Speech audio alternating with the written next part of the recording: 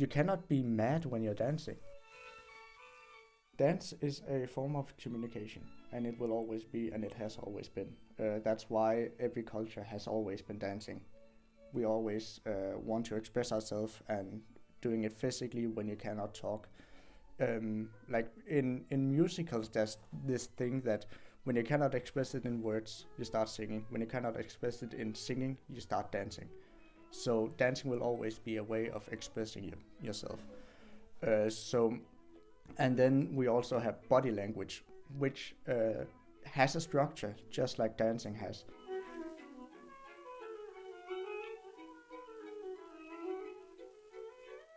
My name is Silas Rasmussen.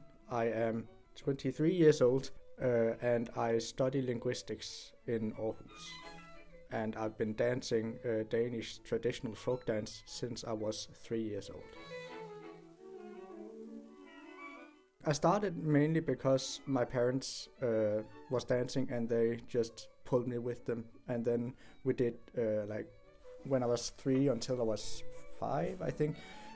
We were mainly doing like very easy dances, very children's dance-ish.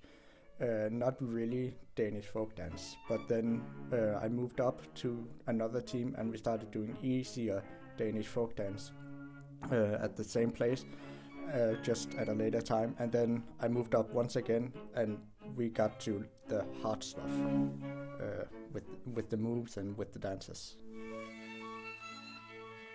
Like I'm closer to parts of my mom's side through dancing because that's a thing we have in common. We just dance folk dance because most of the family knows how to do it. So and that's just the way we get close to each other. It's oftentimes a man and a woman dancing together. It's a very intimate dance, so it expresses some kind of love, platonic, romantic, whatever kind of love.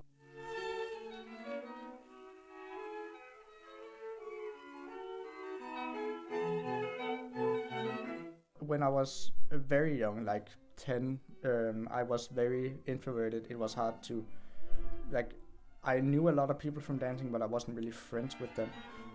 Because I wasn't doing any of the extra stuff.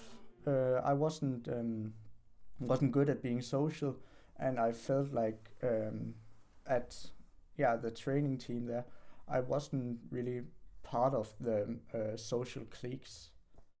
I kind of lost the connection there.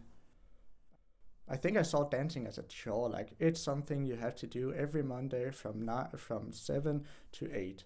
Yeah, that's not fun. It's not fun when you don't look forward to the evenings. And I didn't like that, so I was like, I'm not having fun anymore. And then I stopped. One random evening, at like one of the evenings where we just danced casually, I was just out dancing and I realized, this shit's fun. And then, I had fun and I was like, do you think I can join again? And my parents were like, obviously you can join again.